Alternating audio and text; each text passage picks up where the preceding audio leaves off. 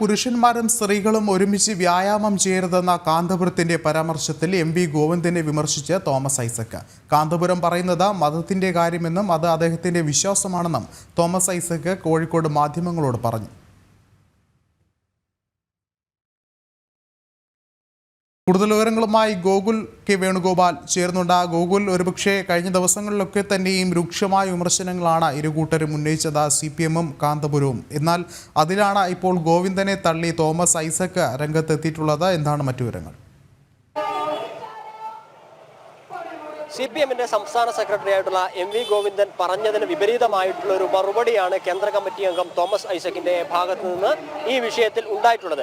MV. Govindan മാഷ് പറഞ്ഞിട്ടുണ്ടായിരുന്നത് സ്ത്രീകൾ പൊതുസ്ഥലങ്ങളിലേക്ക് ഇറങ്ങരുത് എന്ന് പറയുന്നത് പിന്തിരിപ്പൻ നിലപാടാണ് എന്ന് കാന്തപുരം AP അബൂബക്കർ മുസ്ലിയാരെ വിമർശിച്ചുകൊണ്ട് രംഗത്ത് വന്നിരുന്നു. കഴിഞ്ഞ ദിവസമായിരുന്നു അദ്ദേഹം അത്തരത്തിലൊരു പരാമർശം നടത്തിയത്.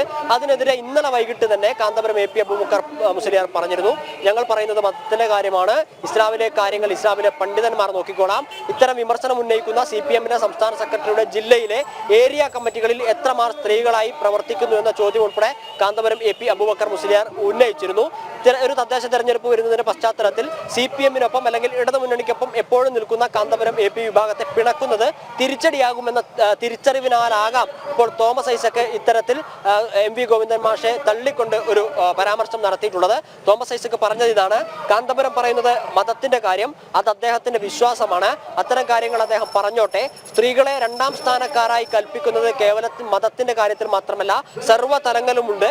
ജമാഅത്തെ ഇസ്ലാമിയെ പോലെ മതരാഷ്ട്രവാദമൊന്നും കാന്തപുരം AP അബൂബക്കർ മുസ്ലിയാർ പറയുന്നില്ലല്ലോ എന്നൊരു ചോദ്യം കൂടെ തോമസ് ഐസക് പറയുന്നുണ്ട്. അതായത് എം.വി. ഗോവിന്ദൻ മാഷ് മതത്തിന്റെ പരിധിയിൽ നിർത്തി കാന്തപുരം AP അബൂബക്കർ മുസ്ലിയാരെയും മുസ്ലിം സമുദായത്തെയും സമസ്തയെയും വിമർശിക്കുമ്പോൾ അത് മാത്രമല്ല വിമർശിക്കപ്പെടേണ്ട വിഷയം എന്ന് പറഞ്ഞ് ഈ വിഷയത്തെ ലഘൂകരിക്കാൻ അല്ലെങ്കിൽ ആ വിഷയത്തിൽ നിന്ന് ശ്രദ്ധ മാറ്റിവിടാനുള്ള ഒരു ശ്രമമാണ് തോമസ് ഐസക്കിന്റെ ഭാഗത്ത് നിന്ന് ഉണ്ടാവുന്നത്.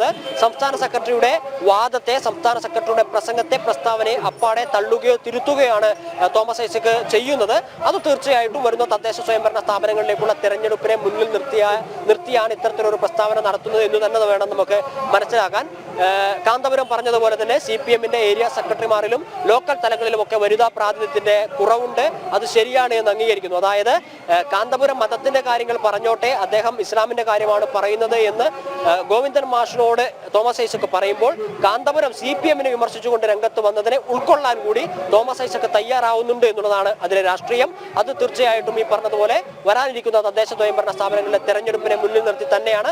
അല്ലെങ്കിൽ സുന്നി വിഭാഗത്തിലെ പ്രബലമായ വിഭാഗമായിട്ടുള്ള കാന്തപുരം AP വിഭാഗത്തെ പിണക്കാൻ CPM തൽക്കാലം ആഗ്രഹിക്കുന്നില്ല എന്നത് മുൻനിർത്തിയാണ് ഇത്തരത്തിലൊരു പരാമർശം, പ്രസംഗം അല്ലെങ്കിൽ ഒരു പ്രസ്താവന നടത്തിയിട്ടുള്ളത് എന്നാണ് നമുക്ക് മനസ്സിലാക്കാൻ സാധിക്കുന്നത്. വിഷ്ണു, ശരി, ഗൂഗിളാണ് വിവരങ്ങൾ നൽകിയത്.